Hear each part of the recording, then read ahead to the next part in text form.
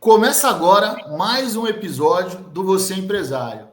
E hoje a gente tem a honra de receber, estamos colecionando, hein? Mais um CFP, que é o Antônio, que vai falar com vocês direto do Rio de Janeiro. Eu aqui, como sempre, sigo em São Paulo, aqui na minha salinha. E ele foi muito generoso. Comecei a ver alguns artigos que ele estava escrevendo, chamei, falei, Antônio, gostei muito do conteúdo, eu acho que você agregaria bastante falando com o pessoal do Você Empresário, trazendo conhecimento. Ele prontamente aceitou meu convite. Eu começo já agradecendo pelo seu tempo, Antônio, muito obrigado pela oportunidade e gostaria que você se apresentasse, falasse um pouco de você para a gente começar o nosso bate-papo. Obrigado, Marcos. Eu que agradeço, né, o interesse.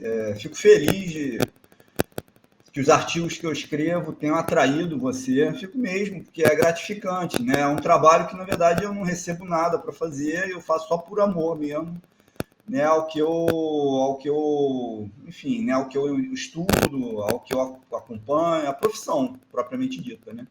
A minha profissão, ela é de planejador financeiro puro, né? Puro por quê? Porque, como eu estava explicando para você, eu não tenho vínculos, né, com instituições financeiras, nenhum tipo. Então, o meu trabalho é um trabalho realmente de consultor, né? Um consultor totalmente independente, sem viés, que ajuda as pessoas a construírem projetos de vida e a conduzirem esses projetos aí até que alcancem aquilo que desejam, né? Claro que ao longo desse processo eu lido com instituições financeiras, mas o meu viés é sempre, né, no lado do comprador, no lado do cliente, né? Então, isso me dá muita tranquilidade, né? Muita tranquilidade aí para fazer o melhor trabalho possível.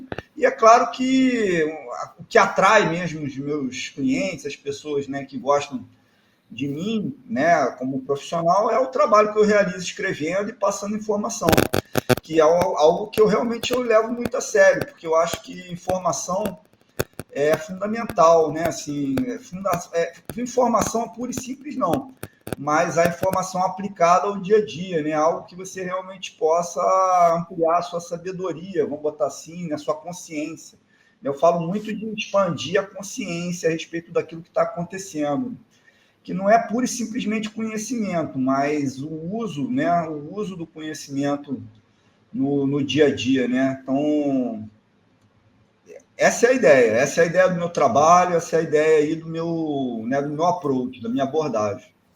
Perfeito. O planejador financeiro, então, ele é um suporte para que a pessoa, para o teu cliente consiga chegar num objetivo que pode ser algo previdenciário, uma aposentadoria, uma alavancagem de patrimônio, é nessa linha que você trabalha. Exato. Por definição, né, por definição aí técnica, planejamento financeiro envolve, na verdade, 6 disciplinas, né, de uma forma sistêmica. Então, quais são? Né? A gestão financeira, que tem a ver com renda, caixa, orçamento, né? A gestão de ativos, que tem a ver aí com o famoso, né, os famosos investimentos. Tem a ver com planejamento tributário, tem a ver com o planejamento da aposentadoria, que, embora eu não goste dessa palavra, significa você projetar, né, o que você vai ter de patrimônio construído ao longo do tempo para uma determinada data futura, você possa fazer uso disso, né? Tem a ver com a gestão de riscos e com relação ao planejamento da sucessão, né? Como é que você vai preparar o seu patrimônio, né? Como é que você vai orquestrar o seu patrimônio de forma a ficar mais fácil de transferir para quem vem, né? Para quem você está deixando, né? Para quem vem depois de você. Então, a ideia de construir um plano financeiro passa por construir realmente um projeto que envolve cada uma dessas áreas, né? Envolve conhecimentos multidisciplinares de finanças, um pouco de direito, né? Essa parte de investimentos, economia, macroeconomia. Enfim, não é um trabalho fácil, né? Até porque você sabe que, enfim, a vida financeira das pessoas, ela não é muito racional, né? Na verdade, assim, eu diria que 80% das pessoas têm uma vida financeira que é completamente irracional. Então, a ideia é tentar trazer um pouco dessa expansão de consciência para a forma como as pessoas lidam com o dinheiro e tentar organizar isso num formato de plano, para que as pessoas possam realmente alcançar aquilo que elas querem. Essa é a ideia. mas nem sempre as pessoas penso que as pessoas sabem o que querem, mas nem sempre elas estão dispostas a fazer o que é necessário para conseguir, Exato, né? é isso aí. Eu acho que sim. Primeiro, a maioria das pessoas não sabem o que querem. Elas não sabem. Eu acho que a maioria das pessoas elas sequer param para pensar no dia a dia o que elas querem. Né? Mas é lógico que tem pessoas que sim, ou tem pessoas que até fazem, mas não no nível de profundidade adequado, né? Mas com relação a dinheiro, é assim, você gasta dinheiro todo dia, correto? Todos nós. A gente, não estou dizendo que a Sim. pessoa não tem que gastar, muito pelo contrário.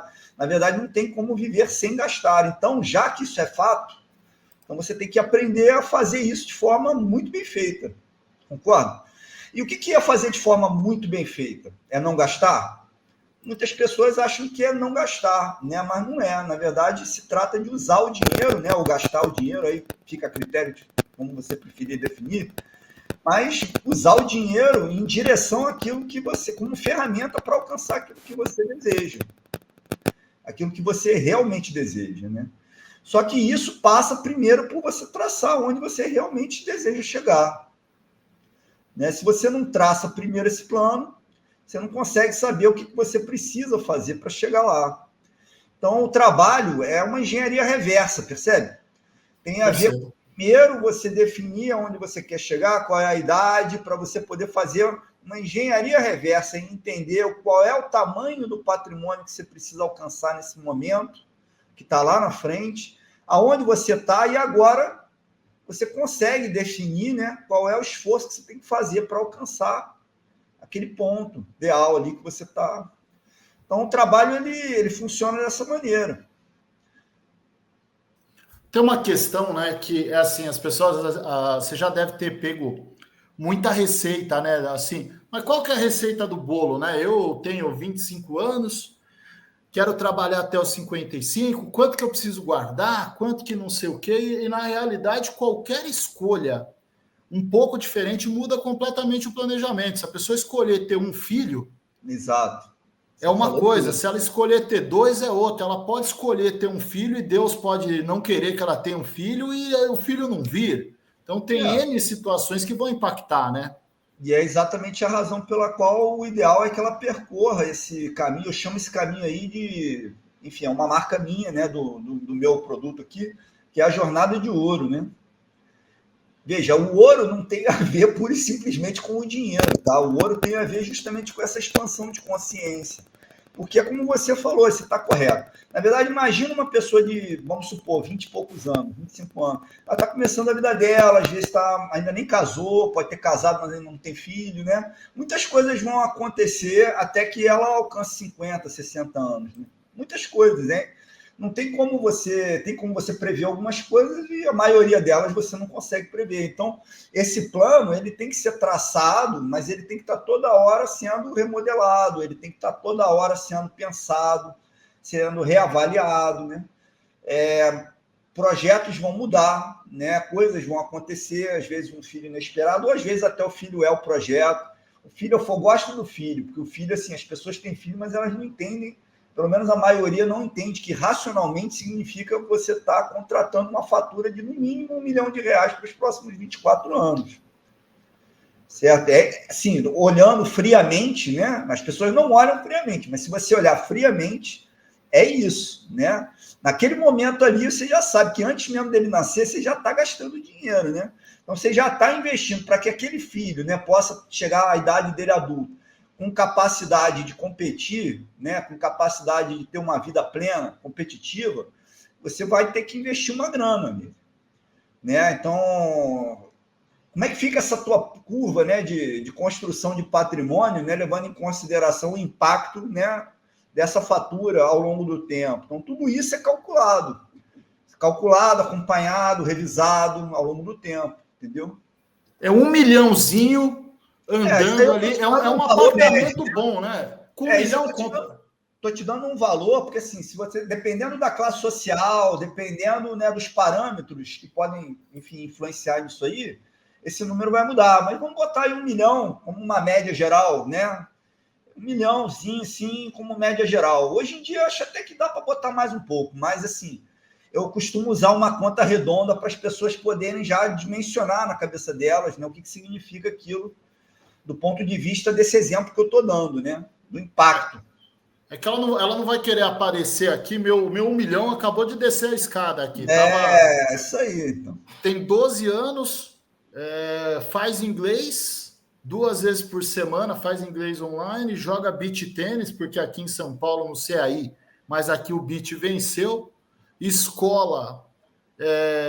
Não é barato, né? Uma escola boa, de qualidade, ela com certeza não é barata. E não deve ser mesmo, não. Tem que ser caro mesmo. Porque, cara... Escola particular. Então, assim, fazendo a conta aqui rapidamente, eu já tinha meio que pensado nesse valor, mas vai ser por aí mesmo. Só espero que não seja até os 24 anos, viu, Antônio? Eu acho que com 18, 19 tem que dar os pulos dela, viu? Tem que pular da árvore. Isso é um dos parâmetros. Na verdade, né, vai variar em função da família, vai variar em função da cultura familiar, vamos botar assim, né? Vai variar em função da classe social, entendeu? Tem alguns parâmetros aí que vão modificar essa conta que eu falei, tá? Eu te dei um valor, que é um valor, logicamente, generalizado, mas ele não vai se aplicar de forma generalizada a todo mundo. É só para o pessoal poder ter uma noção que você, ao longo da vida, está construindo alguma coisa, mas projetos que você vai constituir aí ao longo da... Não só o filho, né? Eu uso o filho porque o filho é uma coisa que é muito comum. Todo casal quer ter um filho, imagina-se, né? Pelo menos de uma maneira geral. Então, aquele filho ele é um projeto de longo prazo. Aí eu coloco 24 anos, porque fiscalmente falando é quando você não tem mais jeito, você vai ter que se livrar dele mesmo, né? Não tem jeito. 24 anos já, a Receita Federal vai falar para você, cara, esquece, acabou, não tem mais como você tirar benefício nenhum. Agora o cara... Empurra da árvore. Empurra da árvore. Você abraça o croquete sozinho, entendeu?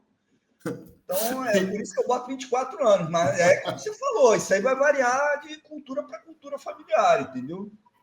Não, com certeza. E o consultor, né, eu vi uma expressão, eu estava num evento esse fim de semana, e eu vi uma expressão, o cara disse: hoje eu sou um especialista, mas por muito tempo eu agi, e até sou filho, né? O pai dele era um taxista.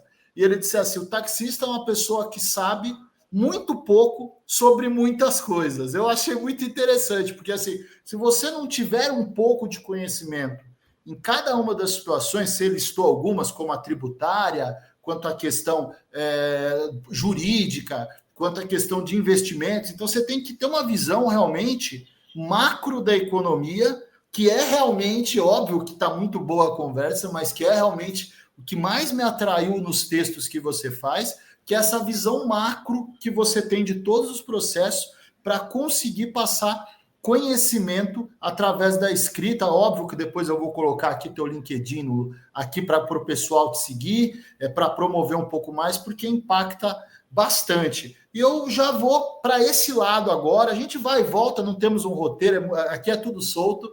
Eu vou para esse lado de cenários econômicos. Qual que é o cenário econômico do Brasil, na tua visão, hoje, Antônio? Nós estamos em novembro de 24, portanto, daqui a 2 anos nós temos uma eleição que contará com o Lula querendo se reeleger, que seria a 4ª vez que ele seria presidente do Brasil, com a direita, que me parece claramente, né, essa centro-direita vencedora das eleições municipais que a gente acabou de superar.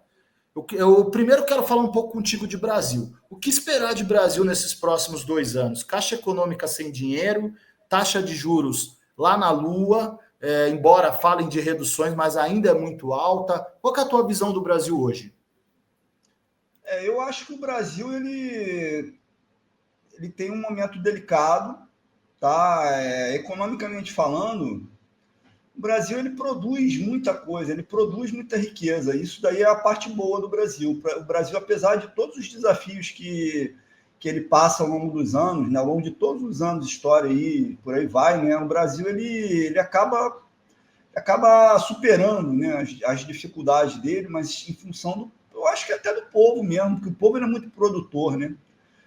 Tem defeitos, né? Mas de uma maneira geral é um povo que trabalha muito, né? E produz, consegue superar os desafios, entendeu? Desafios talvez em outras, sei lá, em outras culturas, em outras populações aí, talvez não fossem tão simplesmente superados, não tivessem tanto sucesso. Mas a gente tem números muito preocupantes, né? Então a gente tem questões de dívida pública elevadas, crescem cada vez mais, esse déficit que só cresce, a gente tem um custo da máquina, né, pública muito elevado. Então a gente, infelizmente, o governo atual ele acredita nesse modelo, né, um modelo onde o Estado, na verdade, ele faz a economia girar com eles gastando, né, com eles aumentando os gastos públicos.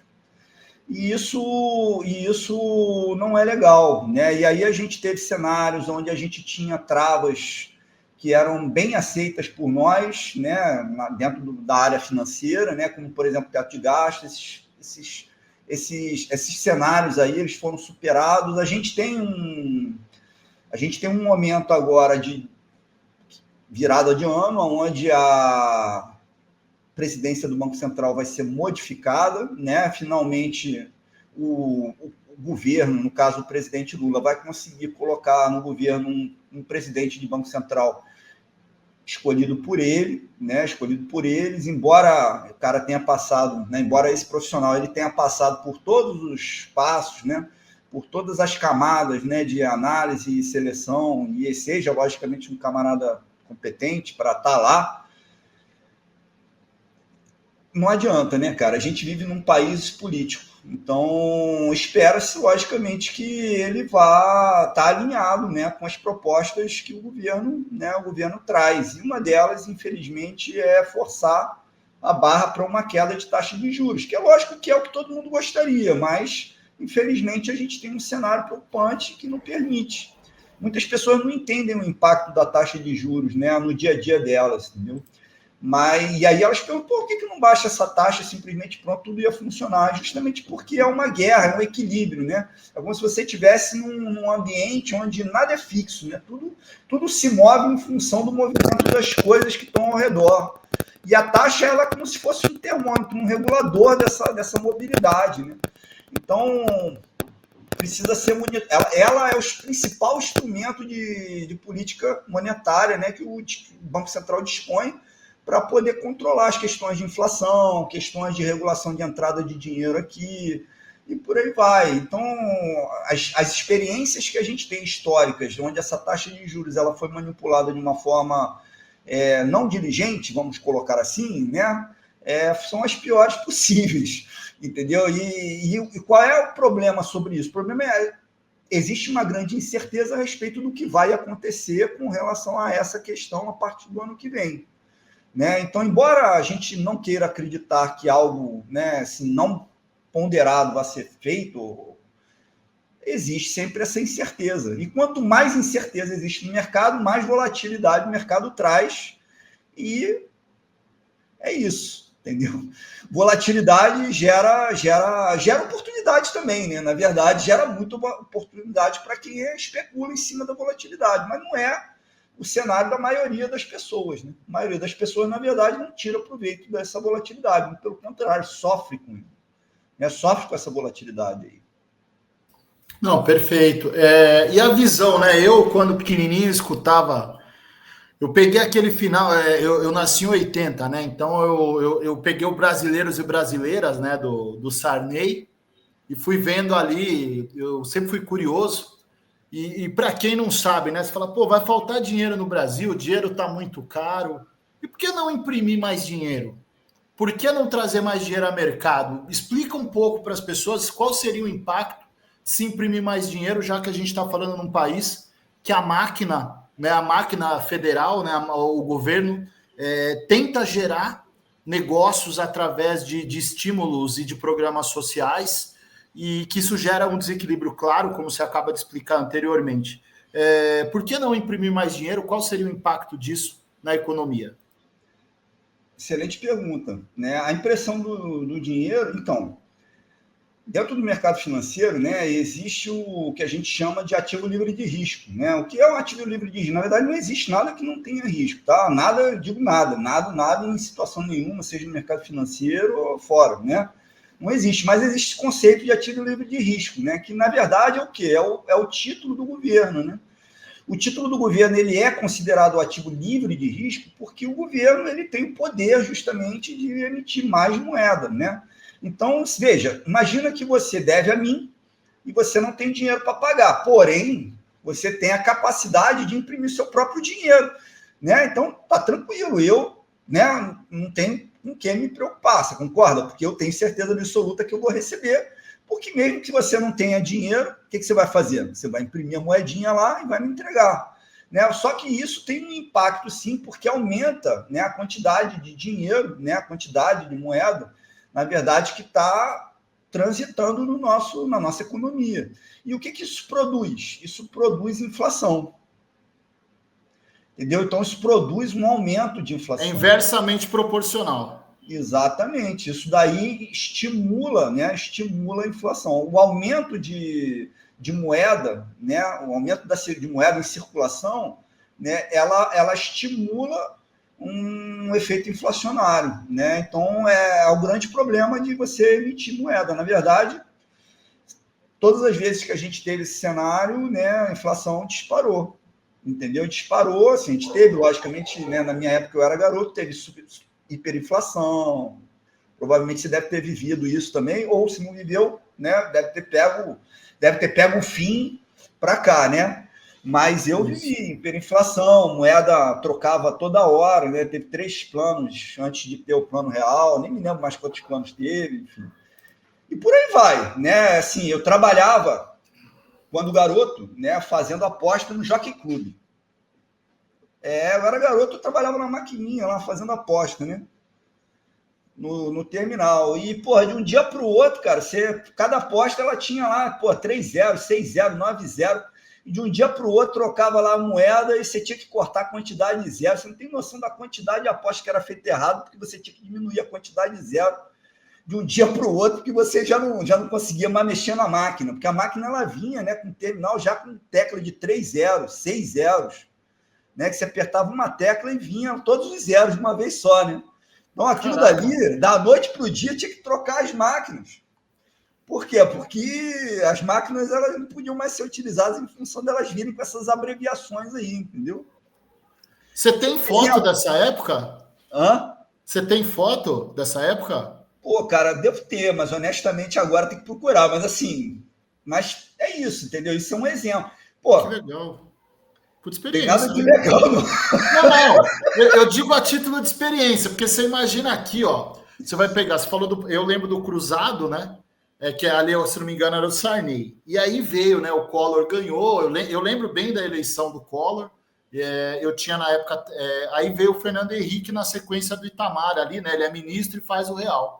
Pra você ter uma ideia, a minha visão ali, eu tinha 13 para 14 anos. Então era unidade real de valor, né? O RV. Isso, o RV. Ela converte para real. E quando ela converte para real, Antônio, eu trabalhava num bar. Eu tinha 13 para 14 anos, eu chegava de manhã, chegava às 8 para limpar o bar, porque ele funcionava de madrugada. Ia lá, varria, fazia essas coisas. Eu ganhava R$8 por dia. Só que o brasileiro não tinha costume da moeda. E a galera jogava muita moeda no chão, recebia de troco e jogava. Só que R$1 era muito dinheiro. Uhum. E aí o que aconteceu? Um dia eu vi que tinha umas moedas no chão, eu entrava às 8, eu comecei a chegar às 7h30. Eu ficava meia hora antes de efetivamente trabalhar, pegando moeda. E eu pegava mais moeda no chão do que eu recebia para ficar o dia inteiro trabalhando. Eu acredito.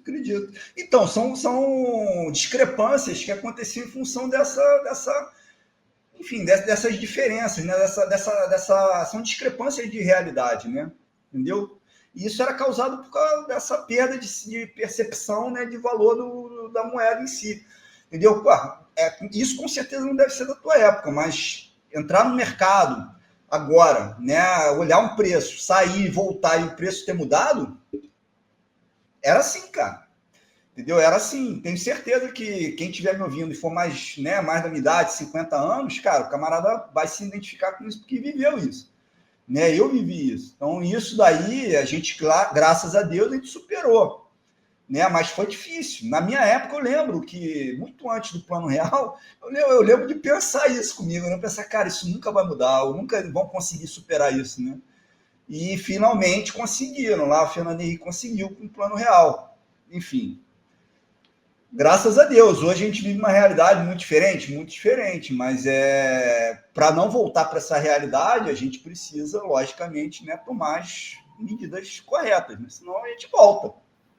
Na A gente sua... volta. Você vê Na... aí a Argentina, como é que tá? A Argentina está Não... numa situação tenebrosa, né? Esse Sim. ano, depois que o Milei lá entrou, mas precisou de quê? Precisou de um camarada radical. Não estou dizendo radical no sentido ruim da palavra, mas uma pessoa que está disposta a quebrar, né, a quebrar os paradigmas, entendeu? Remédio amargo, né? Quebrar os paradigmas, porque ninguém quer, né, cara? Ninguém quer tomar remédio amargo, ninguém quer. Nem eu e nem você, ninguém. Entendeu? Economicamente falando, para você, o Fernando Henrique foi, acho que talvez o real, lembrando que ele não era presidente, ele era ministro da Fazenda, o que fez ele se tornar presidente. Fernando Henrique foi o presidente mais importante da história do Brasil, na sua visão, nesse sentido, ou você vê outro nome? Não, eu vou te confessar que assim, não é a minha área de conhecimento profundo, essa parte política de analisar o perfil, né, político de cada um. Não, eu falo construção financeira, o impacto da construção. Eu acho que o Fernando Henrique ele teve o mérito, né, de resolver esse imbróglio aí, entendeu? Então, para mim, cara, numa boa, se não houvesse Plano Real, a gente, sei lá onde a gente estaria. Alguma solução provavelmente teria sido dada, né? Mas ele teve o mérito de ser a dele. Concorda? Perfeito. Então, o que poderia ter sido não interessa. O que interessa é o que foi e quem botou para funcionar. A gente teve outras pessoas que antes dele tentaram, né? Sim. E não foram felizes. Pessoas que eram muito, né? Que tinham muito renome, né? Que eram pessoas muito reconhecidas. E não, enfim, não foram felizes, não tiveram sucesso. Ele teve. Então, eu acho que tem que se dar a César o que é de César, né, mano? Sim, tem que. O mérito existe, né? E assim, você falou, né? Quem estiver assistindo, que for da minha idade, vai se identificar. Da mesma maneira que quem estiver assistindo e tiver 30 anos, não vai entender nada, porque desde que ele nasceu nada. É real. Lógico, o camarada não consegue ter a noção do que era, não dá, entendeu? Não tem como.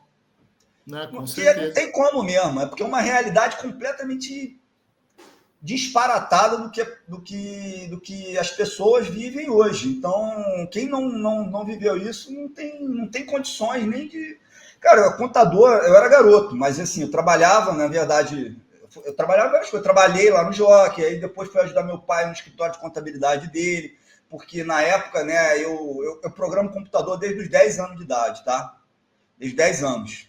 E meu pai, logicamente, era avesso a qualquer coisa de tecnologia, porque já era um senhor, né? E ele, assim, ele tinha escritório de contabilidade, tudo era feito na mão, e era o início da informatização. Então, eu fui trabalhar com ele. Nesse processo tinha... mudança de moeda. Imagina um sistema de contabilidade, né, de uma empresa. Olha só, no meio de um processo de mudança de moeda, né? Cara, você não tem noção. Isso que muda zero, muda tudo. Tem correção monetária, deixou de existir.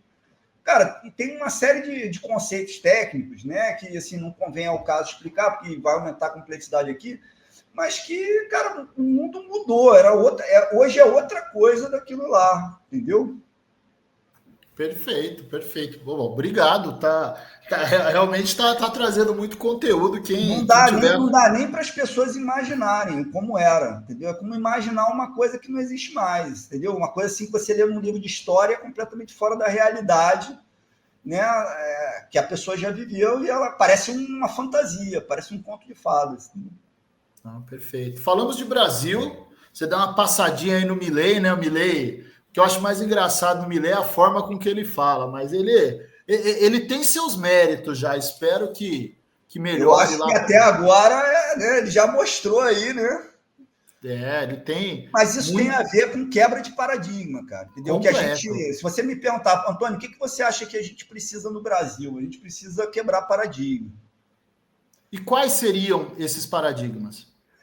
Questões de gasto público, entendeu? Eu acho que, enfim, pode parecer meio lugar comum que eu estou falando e talvez até gere polêmica, mas eu acho que a máquina do Estado, né, ela é muito cara, entendeu? Eu acho que salários altíssimos, tem muita coisa que tinha que ser cortado, entendeu?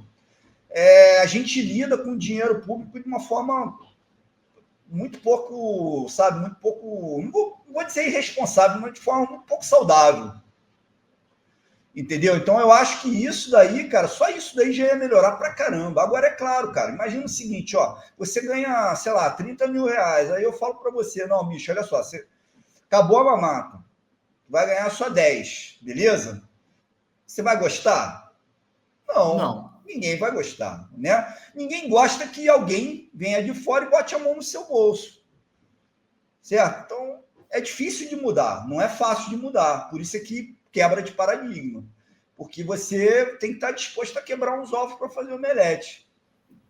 E o bem comum também, né? Acho que pensar um pouco que pode ser Exatamente. melhor para todos, se for um pouco menos, menos melhor, não dá, né? Mas se não for tão incrível para você, se for ótimo para O você, benefício ele vem no longo prazo, mas ele vai ser no bom para curto todos. prazo tem um processo de dor, não tem jeito. Isso daí a gente está falando de economia brasileira, mas na verdade isso é generalizado. Qualquer coisa que você queira melhorar, no primeiro momento, eu estou falando pessoalmente, né? Tem algo ruim, ruim não, mas tem algo desafiador em mim que eu quero melhorar. Né? O primeiro momento é uma quebra de paradigma, então vai doer, né? Depois eu vou locupletar ali o lucro de ter mudado, certo? Aquele benefício virá e aí eu provavelmente vou ficar feliz porque eu consegui conquistar alguma coisa, uma melhoria, etc. Mas no primeiro momento eu vou sentir dor. É Não, isso. sim, com certeza. E recente, né? Acho também legal, também tem um artigo teu muito legal lá. A gente vem também aí de uma recente eleição do Trump nos Estados Unidos. É uma eleição que eu achei. Os Estados Unidos tem um formato muito diferente do nosso, né, nas questões de eleição. Começa com um candidato, né, o atual presidente Biden, e na conversa lá, aquela conversa entre vovôs lá do Trump e do Biden, o vovô mais inteiro estava engolindo o Biden, né? E teve ali uma substituição aos 49 do segundo tempo, e o Trump se elege, né? Vai ser pela segunda vez presidente dos Estados Unidos, que realmente é quase o cargo, e aí fique à vontade para discordar de mim, de presidente do mundo, né? Então, quais são os impactos que você vê? O que vai mudar para o Brasil, principalmente considerando que o nosso atual governo não é muito simpático a várias questões que o Trump se posiciona. O que isso vai impactar para nós aqui, Antônio, na sua visão? Então, o que eu acho é o seguinte, independente de gostar, né, do Trump ou de outros políticos, né, eu acho que a visão, né, do Trump é uma visão protecionista, né, para os Estados Unidos. E isso impacta a gente justamente na questão de trocas comerciais com os Estados Unidos, né? Isso impacta essa parte de comércio exterior com os Estados Unidos, essa parte de relação com outros países que têm relação comercial com os Estados Unidos, como, por exemplo, a China, né? A gente tem um relacionamento aqui com a China de comércio exterior, e esse, como eu disse, é uma balança, né? Na verdade, é uma balança que ficam todos se equilibrando, né? O comércio exterior ele faz essa geração de troca de forças, né? De trade-offs aí, e o que acontece é que isso impacta muito a questão da moeda, né? A questão da moeda, no caso, a apreciação do dólar em relação ao Brasil, né? Ao real, né? E essa volatilidade toda aí. A discrepância de pensamento, vamos colocar assim, entre a ideologia, né? A ideologia da direita lá do Trump e a nossa, que está vigorando aqui, que é a ideologia da esquerda, né? Ela gera o quê? Ela gera um aumento de incerteza, certo? E é como eu expliquei, quanto mais incerteza, mais volatilidade, né? Volatilidade no sentido de que aumenta, né, as possibilidades, né? Aumenta a quantidade de pessoas e ações, né? E negociações feitas com base em diferentes correntes de pensamento, diferentes relações, e isso aumenta as volatilidades em mercado, aumenta as volatilidades em moeda, enfim, aumenta toda a volatilidade do mercado. E aí aumenta a necessidade de ter uma taxa de juros fixada lá no topo. E aí é aquela história. Por que aumenta a necessidade da taxa de juros? Porque a taxa de juros ela vai garantir justamente que tenha um fluxo, né, de atração de moeda para cá, né, que vai garantir, não vai garantir, mas vai tentar equilibrar, né, essa volatilidade, compensar essa volatilidade, né, de moeda, né, de cotação, né, de apreciação aí do dólar em relação ao real. E isso é importante por quê? É importante porque o dólar mais alto aumenta a inflação aqui. Né? Muitas coisas são importadas, enfim, muitos bens de consumo são importados, né? Bens de capital também. Entendeu? E o nosso governo, ele quer que a taxa caia, né? O nosso governo atual, ele bate no presidente atual do Banco Central desde o início, né? Que a taxa cai, a taxa cai, a taxa cai. Você viu que isso não apenas não aconteceu com o governo, o Banco Central ele começou um ciclo de crescer a taxa, de subir a taxa, talvez até para aproveitar um pouco da oportunidade e também, na minha opinião, é uma opinião humilde, pessoal, né? Daquela pressão, porque ele já imagina-se, né, que no ano que vem vai ter o quê? Vai ter um afrouxamento. Então é aquela história, você dá aquela apertada, porque você sabe que vai vir um afrouxamento. Então vai vir um afrouxamento em cima de um ajuste já bem mais tenso lá em cima, né? Percebe? Sim. Mas, enfim, isso tudo é especulação. Não tem como saber. Agora, a proposta que se imagina é essa. Torna mais difícil a taxa de juros cair, entendeu? Essa diferença de mentalidade entre os governantes, né? Entre as nações aí, a necessidade de comércio entre elas, necessidade de interação comercial entre elas e outros países em comum, né? Gera esse efeito. É interessante que, se você for analisar, né, a gente, quando fala, a gente veio de um governo do Bolsonaro numa sequência de 4 governos do PT, né? São 2 do Lula, a Dilma ganha, ela não termina, mas vamos lembrar que o Temer também havia sido eleito por quem votou na Dilma, né? Então são 16 anos de governo de esquerda, interrompidos pelos 4 anos do Bolsonaro, que ali ele se aproxima do Trump, nem ele nem o Trump conseguem se reeleger, né? E aí você tem agora esse choque, já que o ciclo é quebrado, né? Você tem eleição lá, tem um ciclo diferente, a gente vai para 26, eles foram para 24 para presidente. Imaginando, né? Estrategicamente, na minha cabeça, não faz muito sentido que o Brasil esteja tão longe de alinhamento com os Estados Unidos. Primeiro, por proximidade, já que a gente está todo mundo em América aqui, né? Embora sejam extremos norte e sul, mas o Brasil vem se aproximando demais do outro lado do mundo, né? O Brasil vem se relacionando muito com esses rivais nessa, digamos assim, guerra comercial que a gente tem entre Oriente e Ocidente. Não me parece muito inteligente por parte do Brasil fazer isso, embora a China seja um grande comprador de qualquer coisa pelo tanto de chineses que existem no mundo. Mas a China está mudando, né? O cenário econômico da China tem mudado bastante, né? Podemos falar disso também, mas me dá a questão, num para o ímpar. Um lado é China, outro lado é Estados Unidos. Você está com a caneta, você pende para que lado? Eu já falo eu vou para os Estados Unidos até por essa proximidade e por esses muitos anos de amizade, digamos assim, que o Brasil teve, mas está se rompendo isso, o Brasil está muito oriental no momento. O que você acha disso? Mas a China, ela compra muito do Brasil, né? Então, sim, é uma balança comercial pesada também, né? A China, ela compra muito do Brasil. A gente importa também muita coisa da China, né? Não é o mesmo tipo de bens, né, que a gente negocia na importação e exportação. Mas no caso da exportação do Brasil para a China, especialmente nessa parte de minério, da Vale, por aí vai, assim, é muito forte, é muito presente, né? Então, não dá para ignorar a China, né? A China ela é um grande comprador, então realmente é difícil. E a gente não tem intenção de abrir mão de algo que é bom para a gente, né? Mas a questão dos Estados Unidos tem a ver com... Eu acho que os Estados Unidos e o Brasil, eles têm um alinhamento, né? Tem um alinhamento. A questão aqui é o mindset mesmo, é um mindset político, né? Você imagina, eu penso de uma forma completamente diferente de você. Então, por mais que a gente tenha o mesmo interesse em comum, a gente está sempre batendo de frente, vamos supor, né? Isso acontece no dia a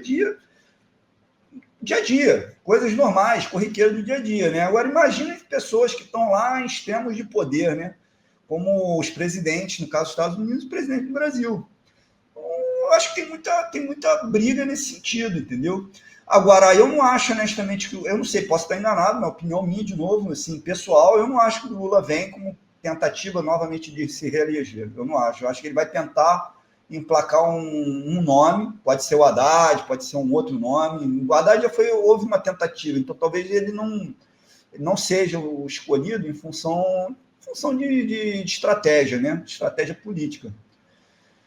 Mas eu entendo que o Bolsonaro, não sei como é que vai ser a coisa, ele provavelmente vai trazer alguma novidade, né? Ele vai continuar competindo de alguma maneira, seja ele mesmo ou de outra forma. E eu acho que é bem provável que a gente experimente um cenário parecido com o que aconteceu nos Estados Unidos, né? Onde o Trump foi eleito, mas ele perdeu depois para o Biden, né? Então, e aí 4 anos se passaram e a população mesmo decidiu que entre um e outro eles escolheram novamente o Trump, entendeu? Eles já sabiam que os dois entregavam, na realidade era isso, né? Exatamente, perfeito. Cada um, eles é meio que um teste, vamos botar assim. Na verdade, assim, como você disse, a esquerda estava no poder há 16 anos. Né? O Bolsonaro foi eleito, né? Ele fez um bom trabalho, na minha opinião, levando em consideração que ele teve 2 anos de trabalho real, e aí depois de 2 anos foi, cara, uma loucura, porque, cara, na boa, eu não estou defendendo o Bolsonaro, não, mas imagina o seguinte: imagina que você foi contratado para fazer um trabalho, entrou na empresa e todo mundo na empresa bate em você diariamente, te sabota diariamente, né? Pô, quanto tempo você resiste antes de pedir demissão? No meu caso, pouco. Qualquer pessoa, cara. O cara, bicho, assim, numa boa. Eu volto a dizer, eu não estou defendendo o cara, não, mas não é qualquer um que ia suportar o que o cara suportou. Entendeu? Aí, como se não bastasse, no meio do mandato dele, imagina agora, o Lula tem 2 anos no cargo, né? Vai entrar no terceiro. Imagina que agora, em 2025, por exemplo, em pleno carnaval, né, tivesse uma pandemia onde começa a morrer milhares de pessoas, entendeu? Todo mundo para, né? Não tem dinheiro rodando, enfim, ninguém sabe o que fazer, né? Imagina, o que você acha que ia acontecer? Você acha que o camarada ia, sei lá, o que você acha? Você acha que o Lula ia ter uma reação prática, né, operacional ali, mais eficiente ou menos eficiente que o Bolsonaro? E eu estou aqui falando uma boa. Eu honestamente, eu não sei dizer, né? Eu não sou cabo eleitoral de nenhum dos dois, né? Mas não, eu tenho uma visão muito parecida com a sua. Eu acho complicado, entendeu? Assim, pô, neguinho, eu vejo ninguém falar mal do Bolsonaro por causa do negócio de pandemia. Eu falei, cara, pô, vira. Cara, imagina você, presidente do país, aí o país para por causa de uma pandemia que você, cara, você não tem controle sobre o negócio, veio de fora, você não tem o que fazer. Você não tem o que fazer. Imagina, cara.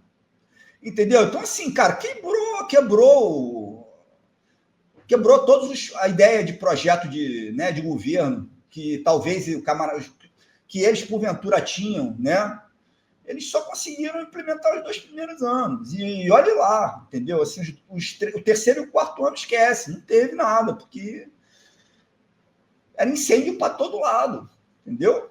Era incêndio para todo lado, certo, errado, bonito, feio, é a verdade, nua e crua. Enquanto que o que tinha antes são 16 anos. Né? Sim, eu concordo demais. Eu acho que assim é uma visão em certos momentos. Eu acho até de certa forma um pouco covarde, porque você cobrar alguém por algo que não um gestor que lidou com algo que cenário Walking Dead, né? Digamos assim, que foi uma coisa tão louca quanto foi a pandemia, e esperar que ele tivesse planos milagrosos, ou enfim, né? Não quero nem ficar entrando muito no mérito para não parecer assim um direcionamento, mas a questão das vacinas me pega demais, que eu tenho a impressão que era, se eu comprar algo que não é 100% testado, eu estou dando veneno, e se eu não comprar, eu não ligo. Então, de qualquer jeito, ele seria açoitado, ele ia ter a culpa de qualquer maneira, e no aspecto econômico, o que foi feito foi um malabarismo. Você acompanhou aí os bilhões que estão sendo perdidos em vacina, que estão estocados? Sim. Complicado, né, cara? E as mesmas pressões que foram feitas para comprar, não se fala agora o que está sendo feito. Exatamente, é isso, entendeu?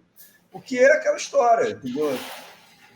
As coisas o ser humano ele esquece as coisas, entendeu? Ele vai ficando para trás, entendeu? Ele vai ficando para trás.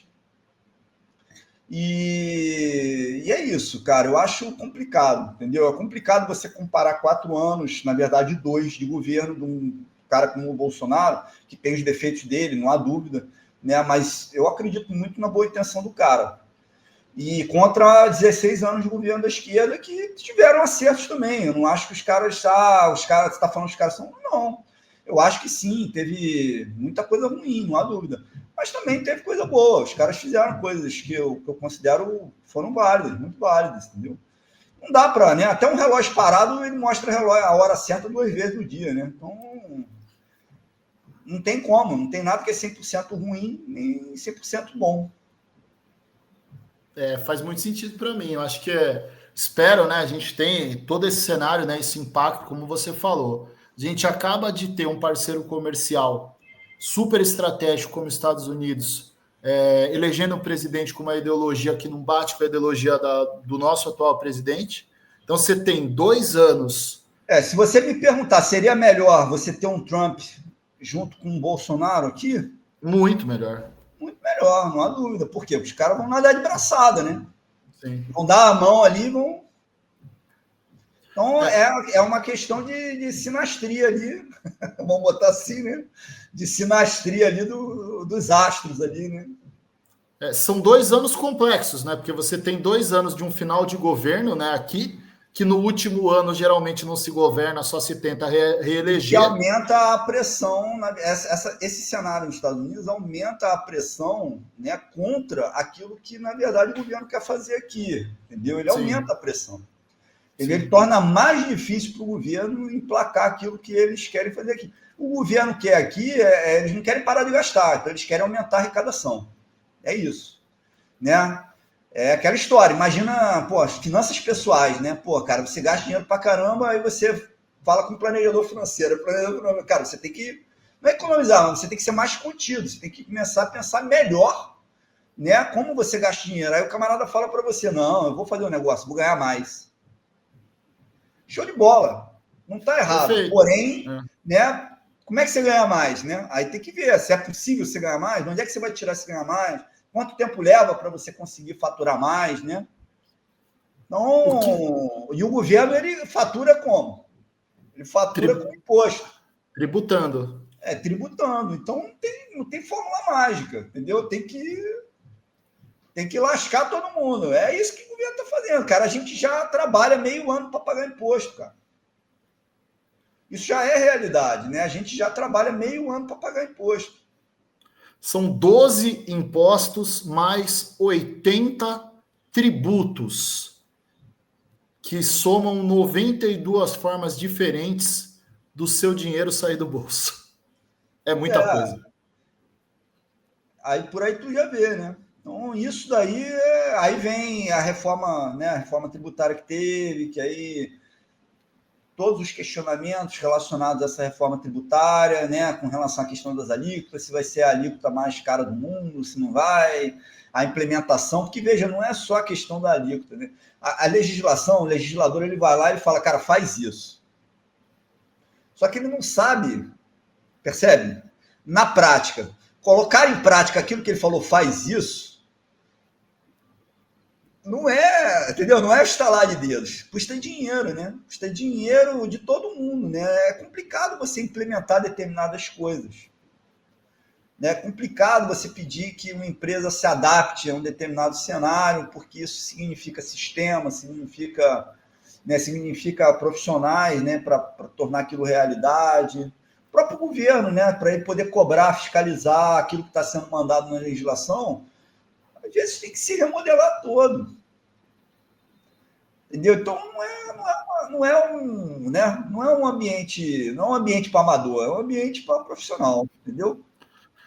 O Brasil não é para Eu amadores, né, costumo Antônio? falar isso, porque assim, uma das coisas que eu tenho aqui de expertise, eu trabalho muito com essa parte de renda, né, de tributação de renda para famílias, né? A parte de declaração de imposto de renda e por aí vai, né? E aí as pessoas, é lógico, a declaração de imposto de renda, pessoa física, a princípio, a Receita Federal ela faz de uma maneira que seja cada vez mais fácil para que você mesmo resolva a sua questão, né? Você mesmo vá lá e resolva. Só que o problema não está ali, entendeu? O problema não está no preenchimento de um formulário, o problema está na complexidade da legislação tributária. Muita gente me pergunta, por que eu vou contratar você para fazer isso?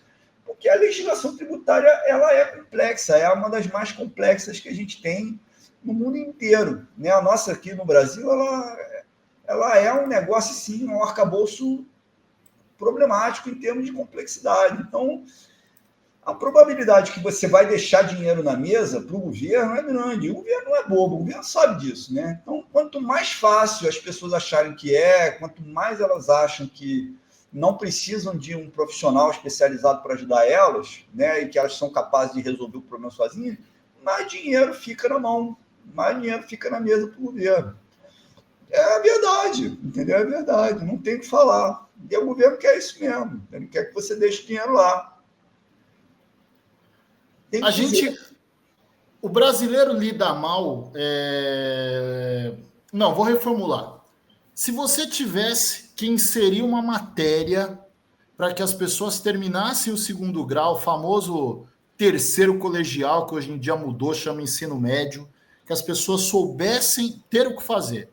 A matéria seria economia doméstica ou a matéria seria sobre conhecimento tributário? Você só pode escolher uma. Qual das duas você colocaria como pauta?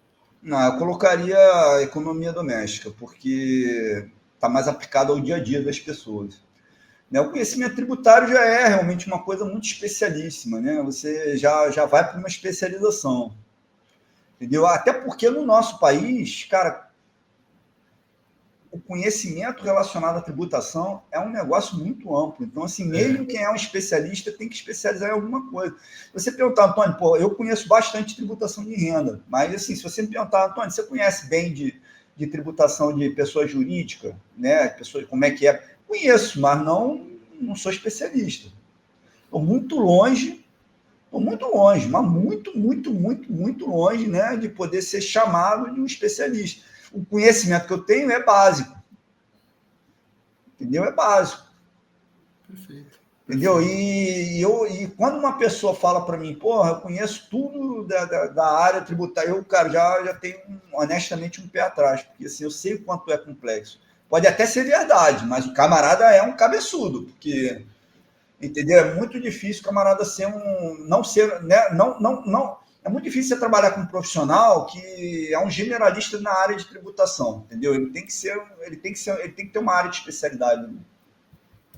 Não, perfeito. Acho que o especialista em todas as áreas ele soma muito, né? Quando você tem a figura, é interessante que você tenha um conhecimento geral sobre tudo, mas é interessante que algumas coisas, ou a maioria delas, que especialistas estejam ao seu lado, né? Tem uma frase que eu gosto muito: você é quem você conhece, né? Então, quando você tem especialistas ao seu lado, isso vai facilitar, né? Exatamente, mas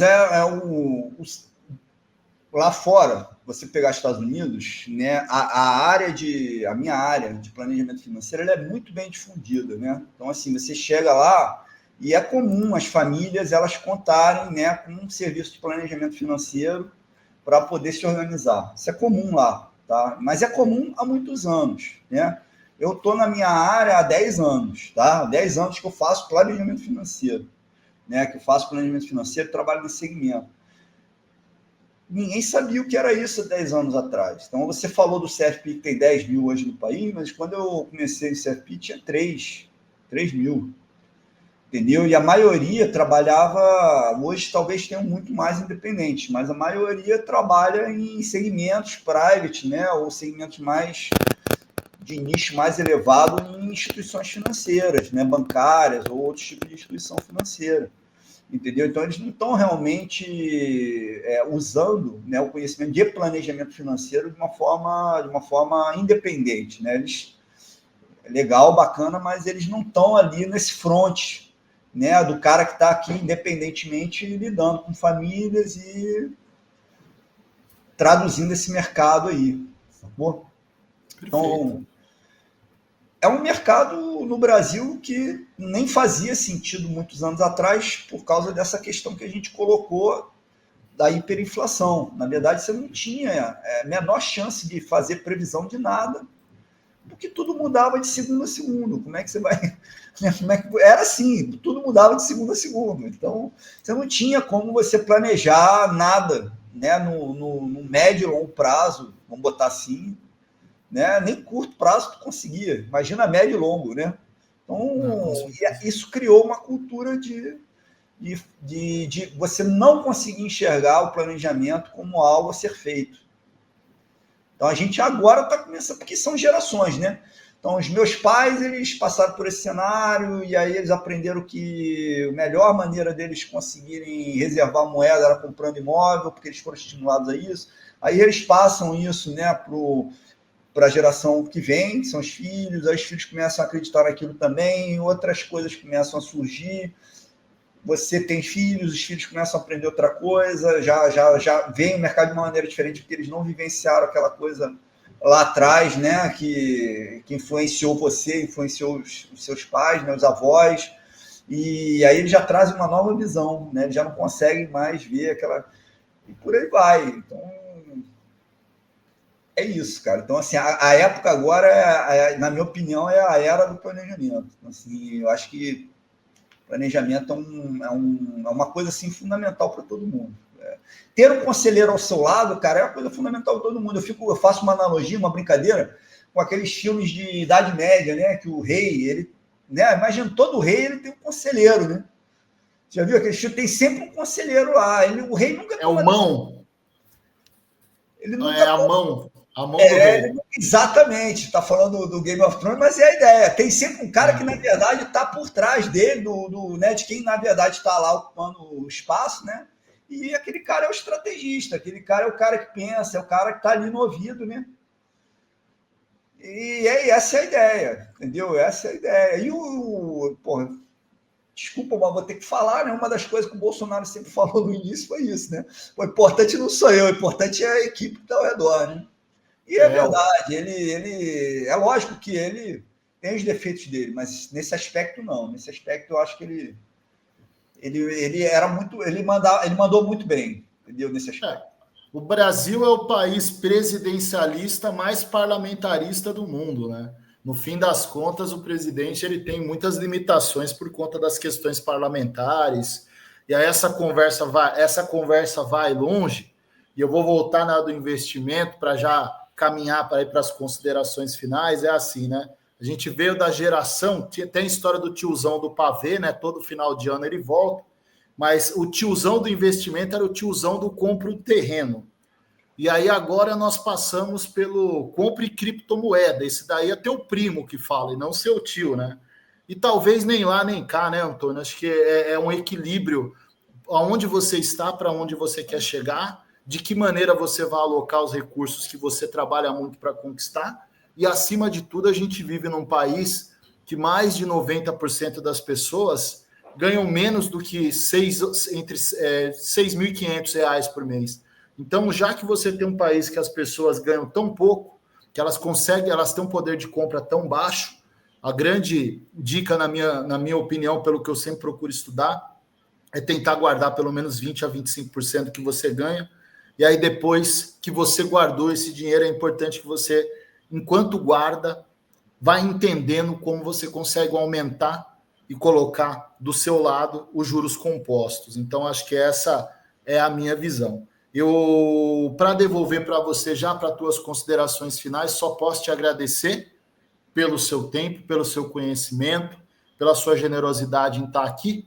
E quem quiser te acompanhar, você me falou na primeira vez que nós conversamos, que é via LinkedIn, né, o linkedin.com/Antônio C.A. Silva, é onde você posta artigos, e volta a reforçar, porque eu só falo que é bom, que eu acho bom, maravilhosos, que eu tenho parado para ler todas as vezes que você posta, e devolvo agradecendo, e gostaria de ouvir suas considerações finais.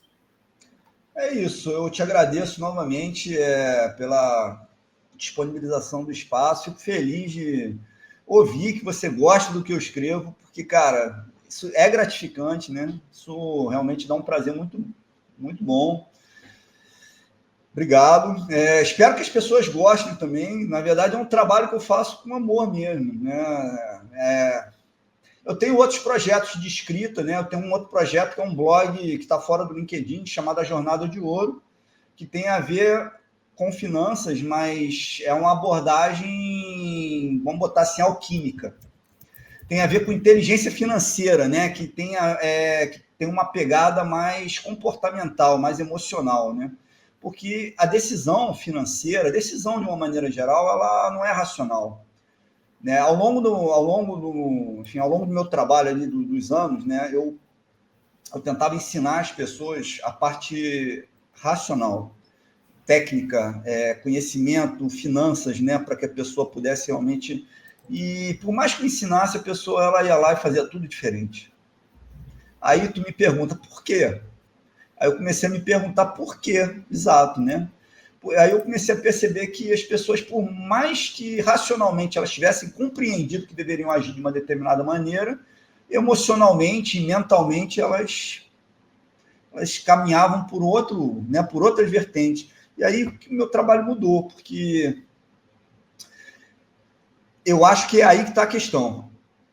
Mudar a forma, né? Alcançar um estágio de consciência que as pessoas entendem de uma outra forma como lidar com aqueles recursos ali. Como tomar a decisão financeira, mas num outro âmbito, né? Num outro plano, entendeu? E fazer isso e se reverter em qualidade de vida para elas, entendeu? Então, a ideia do meu trabalho tem muito a ver com esse conteúdo aí, entendeu? Então, é isso. Eu fico feliz de ter alcançado você e espero alcançar cada vez mais gente para poder levar essa mensagem. Essa mensagem, ela é tudo para mim. Para mim, isso daí é capaz de transformar a vida de muita gente, mesmo à distância, né? Mesmo que não seja um contato direto comigo, mas eu acho que só isso simplesmente já ajuda muito aí a transformar a vida financeira das pessoas, trazer mais saúde e qualidade de vida para elas. Perfeito, concordo muito. E quem quiser seguir seu blog, como que acessa o blog? O blog é lá no Substack, né? Então procura por ajornadadeouro.com.br, tudo junto, ajornadadeouro.com.br. Deixa eu ver se eu acho aqui. Eu vou mandar um link para você aqui, e você coloca aí, ó. Deixa eu pegar aqui. Já achei. Já achou? Já você achei. Deve ter achado. Já achei. E o Antônio deu uma travada, mas não tem problema. Deixa eu ver. Voltou.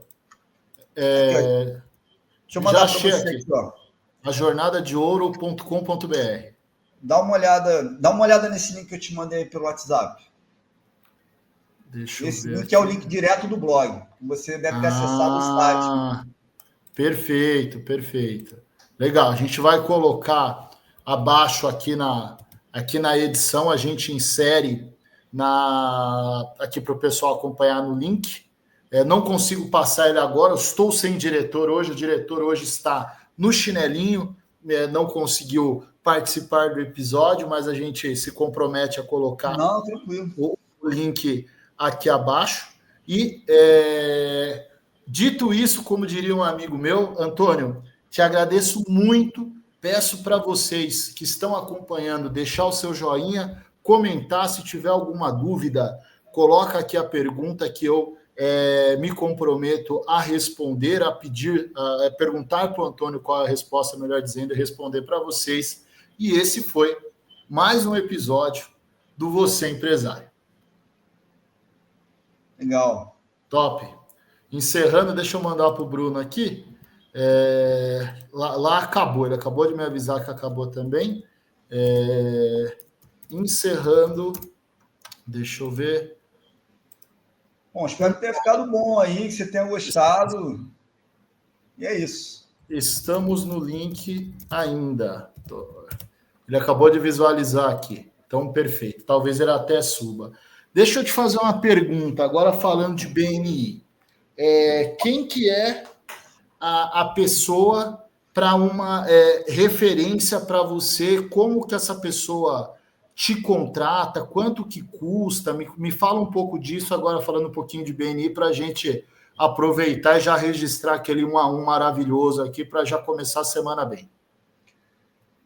Bom, maravilha. Então, quem é que normalmente me contrata? São profissionais, é muito comum serem profissionais da área da saúde ou profissionais liberais, como advogados, né? São profissionais que estão não é no início de carreira, mas eles estão começando a galgar os passos da carreira. Então, é um processo de construção de vida mesmo, né? Então, é acompanhar, por exemplo, um médico que está começando com o consultório dele, ou um dentista que começou a construir aí a carreira dele, a reputação dele. Eu faço isso com médicos, faço isso com advogados, faço isso com pessoas que são aí da TV, né? Faço com profissionais, alguns profissionais que são de serviço público, né? Como, por exemplo, juiz, advogados não, professores de Universidade Federal. Então, são alguns exemplos, mas a ideia qual é? O que eles têm em comum? Eles têm em comum justamente o ponto de carreira onde eles estão. Eu lido com pessoas que já têm patrimônios acumulados, mas eu gosto de acompanhar as pessoas ao longo do tempo. Eu gosto